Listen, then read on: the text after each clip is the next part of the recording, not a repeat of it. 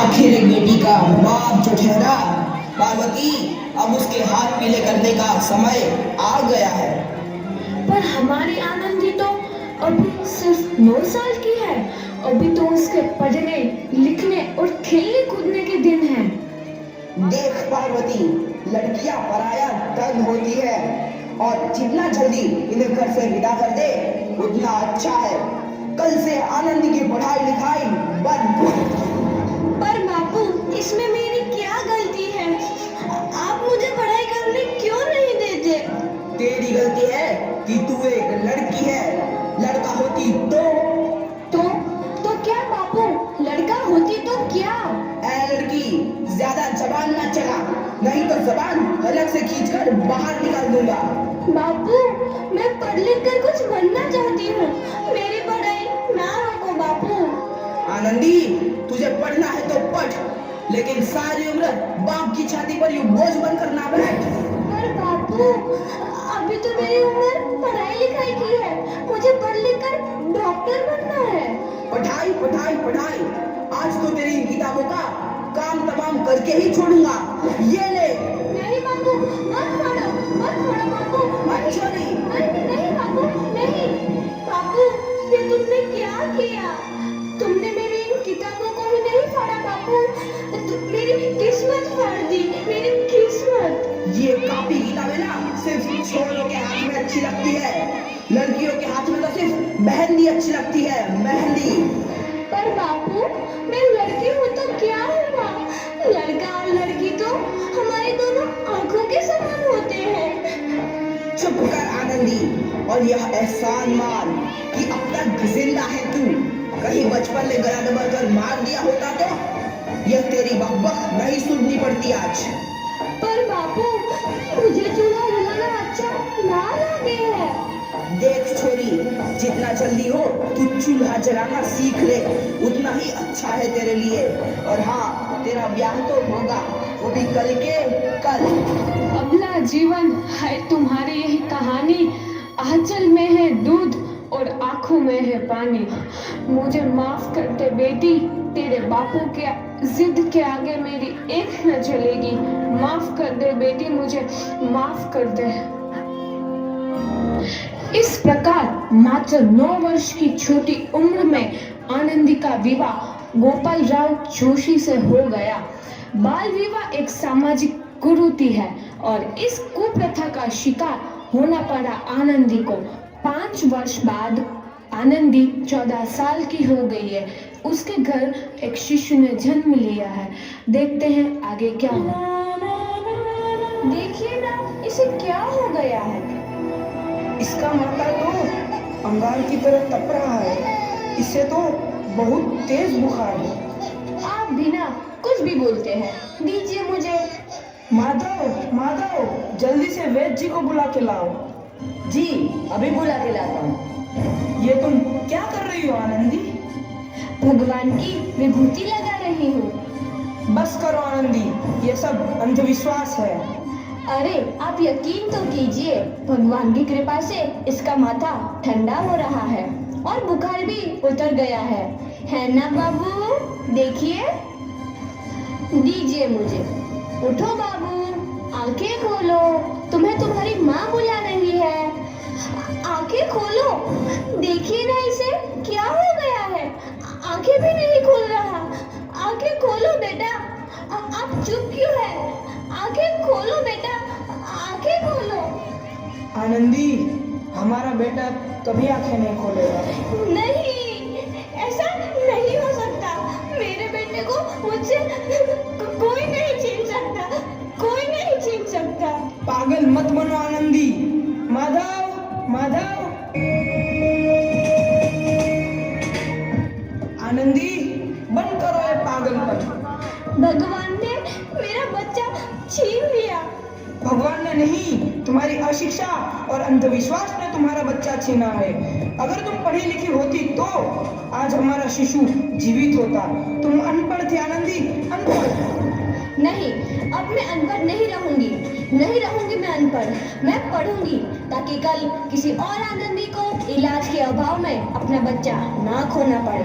शाबाश आनंदी, और यही तुम्हारे अपराध के लिए प्रायश्चित भी है।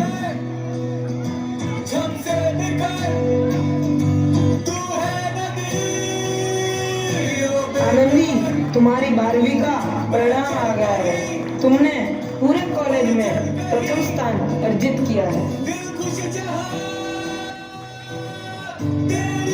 आनंदी, तुम्हारी मेहनत रंग लाई है। तुम्हें शिक्षा वृत्ति मिली है। ये लो तुम्हारे अमेरिका जाने की टिकट। मुझे शिक्षा वृत्ति मिल गई, मैं अमेरिका जा रही हूँ। पर ये सब मैं अकेले कैसे कर पाऊंगी? आनंदी, अपना आप को इतना कमजोर क्यों समझ रही हो? फिर इतना पढ़ने लिखने का क्या फायदा? तुम अभी गवार की गवार नहीं हूँ मैं अब गवार।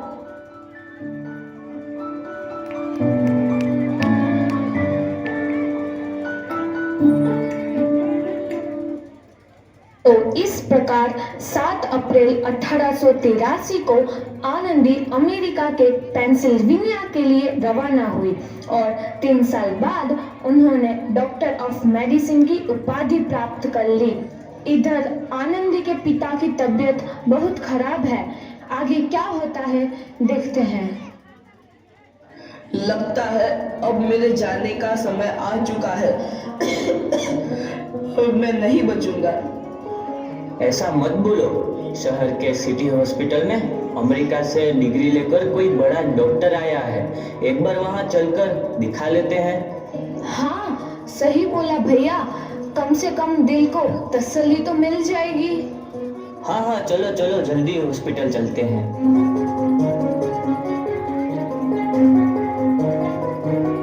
इस मरीज की हालत तो बहुत ही खराब है। कोई चमत्कार ही इसे बचा सकता है। ऐसा मत बोलो भाई।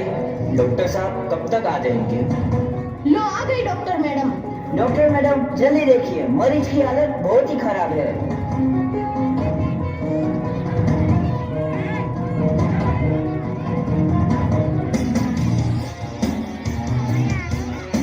अब आप बिल्कुल ठीक हैं। मौत के मुंह से आपको बचाया है डॉक्टर मैडम ने। डॉक्टर साहब ने मुझे बचा लिया। मुझे मिलना है डॉक्टर साहब से।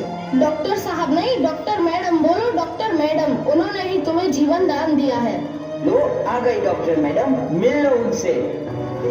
डॉक्टर मैडम, आपका बहुत बहुत धन्यवाद। आपने मेरी जान बचाई।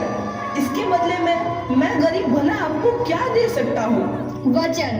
वचन चाहिए मुझे कि कभी ये नहीं कहोगे कि लड़कियां कुछ नहीं कर सकती। वचन? ये कैसा वचन? अरे श्यामलाल, तुमने पहचाना नहीं? तुम्हारी बेटी आनंदी। आनंदी? मेरी बेटी आनंदी डॉक्टर? हाँ बापू, वही आनंदी जिसके लिए बचपन में तूने चूल्हा और दूल्हा के अलावा कुछ नहीं सोचा था। आनंदी, आनंदी मेरी बेटी, मुझे माफ कर दे। मैं तेरा गुनहगार हूँ बेटी। नहीं नहीं बापू, वही आनंदी जिसके हाथ पीले करके तुम उसकी सारी जिंदगी काला कर देना चाहते थे। माफ कर दे मुझे मेरी बच्ची, माफ कर दे। मैं तेरा अपराधी हूँ मेरी बच्ची, माफ कर दे।